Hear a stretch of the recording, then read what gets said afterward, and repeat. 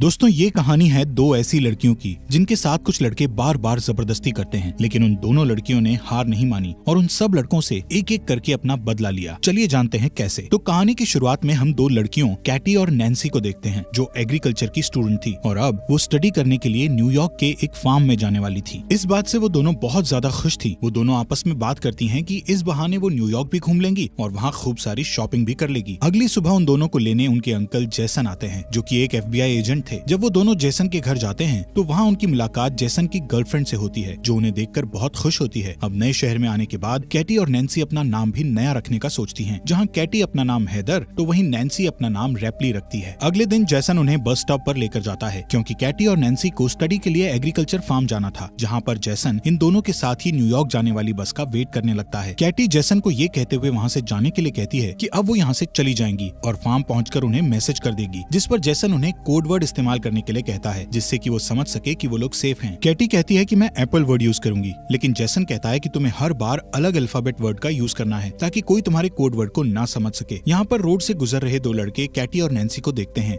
जैसन के यहाँ से जाने के बाद कैटी और नैन्सी एक रेस्टोरेंट में कॉफी पीने जाते हैं, जहाँ पर वो लड़के भी आ जाते हैं जो उन्हें कुछ देर पहले देख कर गए थे। इनका नाम जेड और ल्यूकस था। वो दोनों कैटी और नैन्सी से बातचीत करने लगते हैं। यहाँ पर कैटी और नैन्सी उनको अपना नाम हैदर और रैपली बताती है। कैटी उन्हें बताती है कि हम न्यूयॉर्क के एग्रीकल्चर फार्म में स्टडी के लिए जा रही हैं, जिस पर जेड उन्हें कहता है कि हम भी उधर ही जा रहे हैं, अगर तुम आना चाहो तो आ सकती हो, हम तुम्हें फार्म तक छोड़ देंगे। लेकिन कैटी उन्हें उनके साथ जाने से मना कर देती है और जब जेड और ल्यूकस वहाँ से जाने ही वाले होते हैं तो नैन्सी कैटी को उनके साथ जाने के लिए मना लेती है और वो दोनों उनके साथ चली जाती है। यहाँ से वो दोनों कैटी और नैन्सी को फार्म न ले जाकर अपने घर ले जाते हैं जो कि एक जंगल के एकदम पास था। ये देखकर कैटी और नैन्सी थोड़ा घबरा जाती है और उन्हें तुरंत फार्म जाने के लिए कहती है। तभी घर से जेड और ल्यूकस की मॉम आती है जो उन्हें बड़े ही प्यार से चाय पीने के लिए कहती है और उन्हें बताती है कि इसके बाद जेड और ल्यूकस तुम्हें फार्म छोड़ देंगे। अब जब वो दोनों चाय पी रही थी तभी कैटी के पास उनके अंकल जेसन का मैसेज आता है, जिस पर कैटी उन्हें कोड वर्ड एप्पल लिखकर रिप्लाई कर देती है, जिससे जेसन समझता है कि वो दोनों सेफली फार्म पहुंच चुकी हैं। वहीं इधर ल्यूकस की मॉम उनको कुछ खाने के लिए देती हैं, जिसे खाते ही कैटी और नैन्सी को नशा चढ़ने लगता है क्योंकि उस खाने में ड्रग्स मिला हुआ था, जिससे वो दोनों समझ जाती है कि उनके साथ कुछ गलत किया जा रहा है। इसलिए वो दोनों वहाँ से भागने की कोशिश करती है, लेकिन थोड़ी दूर जाकर वो बेहोश होकर नीचे गिर जाती है, जिसके बाद जेड और ल्यूकस उन्हें उठाकर वापस अपने घर में ले जाते हैं। अगले दिन जब उन्हें होश आता है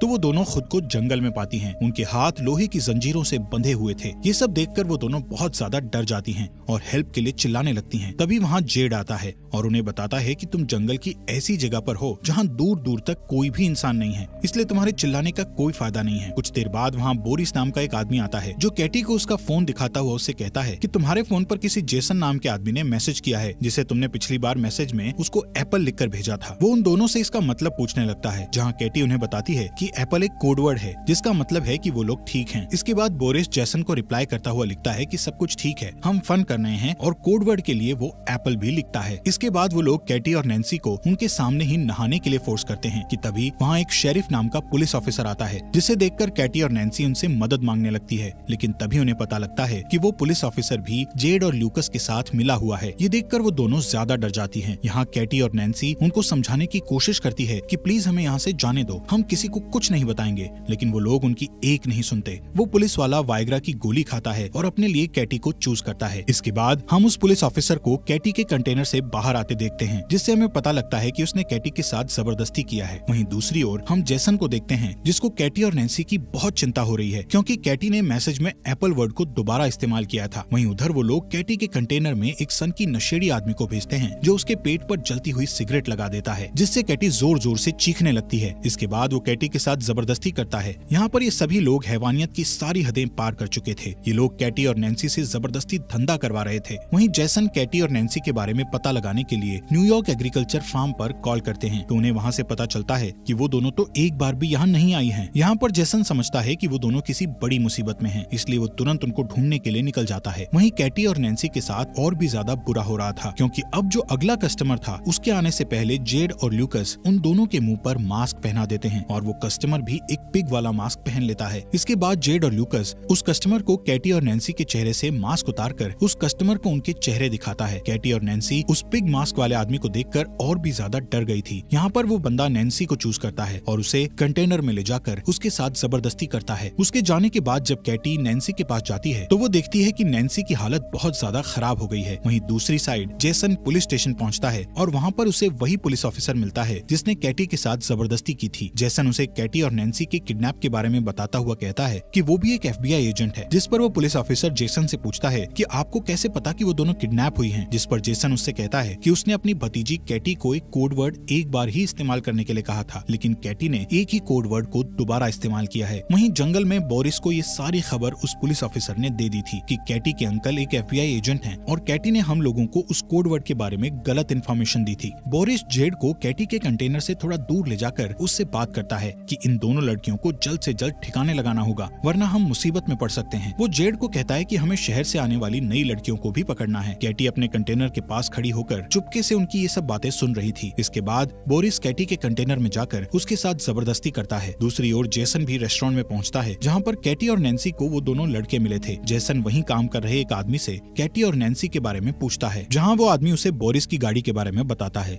अगले दिन कैटी नैन्सी को बताती है कि वो लोग उन्हें मारने की प्लानिंग कर रहे हैं। तभी वहाँ जेड और बोरिस उसी नशेड़ी आदमी को अपने साथ लाते हैं जिसने कैटी के साथ जबरदस्ती की थी। वो उस नशेड़ी आदमी को कहते हैं कि हम दोनों जल्दी ही वापस आते हैं, तब तक तुम इन दोनों पर नजर रखना कि कहीं ये यहाँ से भाग न जाएं। उनके वहाँ से जाते ही कैटी उस नशेड़ी को अपनी ओर अट्रैक्ट करती है और उसे अपने साथ इंटीमेट होने के लिए उकसाती है। अब जैसे ही कैटी उस नशेड़ी के करीब जाती है तो कैटी उसके गले पर जोर से काट लेती है, जिससे उसके गले से खून निकलने लगता है और वहीं पर उस नशेड़ी की मौत हो जाती है। इसके बाद वो दोनों अपनी हथकड़ियां खोलकर वहाँ पर छुप जाती हैं और जब वो पुलिस वाला वहाँ पहुँचता है तो वो दोनों चुपके से उसकी गाड़ी लेकर वहाँ से निकल जाती हैं। यहाँ से वो दोनों एक मॉल में जाकर बहुत सारा अजीब सा सामान खरीदती है, जैसे हथौड़े, बहुत सारी कीलें, टेनिस बॉल और बहुत खतरनाक हथियार। इसके बाद वो मॉल के कैशियर के पास जाकर उससे बोरिस के घर का एड्रेस पूछती हैं, जिस पर वो उन्हें बोरिस के घर का एड्रेस बता देता है। वहीं जेसन बोरिस की कार इंश्योरेंस कंपनी में पहुंचता है और वहाँ पर उसे बोरिस के घर का पता मिल जाता है। यहाँ बोरिस अपने घर पर म्यूजिक लगाकर एंजॉय कर रहा था कि तभी वहाँ कैटी और नैन्सी आती हैं और टेनिस बॉल पर बहुत सारी कीलें लगाकर उसके मुंह पर मारती हैं, जिससे वो बेहोश हो जाता है और जैसे ही उसे होश आता है तो वो खुद को टेबल से बंधा पाता है। बोरिस उन्हें खुद को छोड़ने के लिए बहुत सारे पैसों का लालच देता है, लेकिन कैटी और नैन्सी को तो सिर्फ अपना बदला चाहिए था। यहाँ उनके अंकल जेसन भी बोरिस के घर के बाहर पहुँच गए थे। वहीं घर के अंदर कैटी और नैन्सी बोरिस से उस मास्क वाले आदमी का एड्रेस पूछती हैं, जिस पर बोरिस उन्हें उसका एड्रेस बता देता है। इसके बाद वो दोनों उसके पिछवाड़े में कीलों से भरा हुआ एक बेसबॉल घुसा देती हैं। बोरिस के चिल्लाने की आवाज सुनकर जेसन जल्दी से घर के अंदर जाता है, जहाँ पर जेसन को बोरिस मरा हुआ दिखता है। तभी उसे घर के पीछे गाड़ी की आवाज सुनाई देती है और जब तक वो बाहर जाता है तब तक कैटी और नैन्सी गाड़ी लेकर निकल चुकी थी। जेसन जल्दी से वापस पुलिस स्टेशन जाता है और उस पुलिसमैन से दोबारा कैटी और नैन्सी के बारे में पूछने लगता है। तभी जेसन कैटी को कॉल लगाता है तो उसे पता लगता है कि कैटी का फोन उस पुलिसमैन के पास ही है। अब इससे पहले कि जेसन कुछ कर पाता, पुलिसमैन उसके पीछे गन पॉइंट करके खड़ा हो जाता है। दूसरी ओर कैटी और नैन्सी एक चर्च में पहुंच जाते हैं, जहां हमें पता चलता है कि वो पिग मास्क वाला आदमी कोई और नहीं बल्कि इस चर्च का फादर है। इसके बाद नैन्सी एक बेसबॉल बैट लेकर वहां उसके पास पहुंचती है तो वो नैन्सी को एकदम से पहचान लेता है और तभी कैटी पीछे से उस पर बेसबॉल से अटैक करके उसे बेहोश कर देती है। वो दोनों उसे गाड़ी के पीछे बांधकर घसीटते हुए टाउन में लेकर आती हैं और वहाँ एक दुकान से माचिस और पेट्रोल खरीदकर उस पर पेट्रोल छिड़क कर उसे जिंदा ही जलाकर मार डालती हैं। वहीं जेसन को उस पुलिस वाले ने कैद कर रखा था। कुछ देर बाद वो दो नई लड़कियों को किडनैप करके वहाँ लाता है और जब वो उन लड़कियों के साथ जबरदस्ती करने लगता है तभी पीछे चुपके से कैटी और नैन्सी वहाँ आकर बेसबॉल से उसके सर पर अटैक करके उसे बेहोश कर देती हैं। जब उसे होश आता है तो वो खुद को कुर्सी से बंधा हुआ पाता है और उन दोनों से माफी मांगने लगता है। तभी कैटी गन में सिर्फ एक बुलेट डालकर उसे डराती है और वो दोनों बारी बारी से उस पर गन से शूट करने लगती है, लेकिन वो सभी शूट में बच जाता है, जिससे वो थोड़ा मुस्कुराता है। लेकिन अगले ही सेकंड में कैटी उसे फाइनल शूट करके जान से मार देती है। इसके बाद कैटी और नैन्सी वहाँ मौजूद दोनों लड़कियों को पूरी तरह से फ्री करके उन्हें जेसन को खोलने के लिए कहती है और खुद वहाँ से चली जाती हैं। वो लड़कियाँ जेसन की रस्सी खोलकर उसे बताती हैं कि उन लड़कियों ने हमें ऐसा करने को कहा। यहाँ पर जेसन को पूरी बात समझ आ जाती है कि वो दोनों लड़कियाँ कोई और नहीं बल्कि कैटी और नैन्सी ही हैं। वहीं हम जेड और ल्यूकस की मॉम को देखते हैं जो इस समय ड्रिंक कर रही थी। तभी उसे अजीब सा नशा होने लगता है, जिससे वो वहीं पर गिरकर बेहोश हो जाती है। इसके बाद जब उसे होश आता है तो वहाँ कैटी और नैन्सी ने उसको बेसमेंट में कुर्सी से बांध रखा होता है। उन दोनों ने जेड को भी उसके बिल्कुल सामने